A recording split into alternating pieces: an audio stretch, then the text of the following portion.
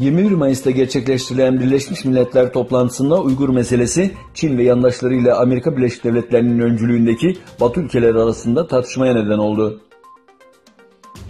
Toplantıda Çinli vekil, tehdit altındaki milletlerin Birleşmiş Milletler'deki yetkilerinin sonlandırılması ve Dünya Uygur Kurultayı Reisi Dolkun İsa'nın Birleşmiş Milletler toplantılarından men edilmesi talebinde bulundu.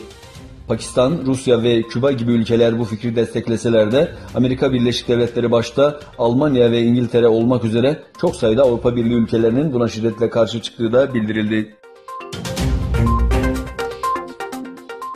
Doğu Türkistan'da milyonu aşkın Uygur Türklerini hapse kapatan Çin hükümeti, hapiste olmayan yaşlı ve aciz bayanların zorunlu olarak bayram asma törenine katılmasını istedi. Gelen bilgilere göre bayrak asma törenine geç kalmaktan korkan yaşlı Uygur bir annenin tören yerine giderken düşüp başını yere çarparak hayatını kaybettiği bildirildi.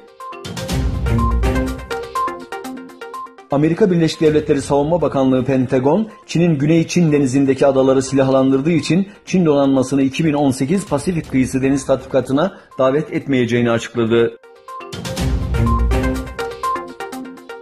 Avrupa Parlamentosu Başkanı Antonio Tajani düzenlediği basın toplantısında seçimler için geri sayımın başladığına işaret ederek gelecek sene 23-26 Mayıs'ta düzenlenecek seçimlerle 27 üye ülkenin vatandaşlarının doğrudan 705 Avrupa Parlamentosu milletvekilini ve dolaylı olarak da Avrupa Birliği Komisyonu Başkanı'nı seçeceğini söyledi.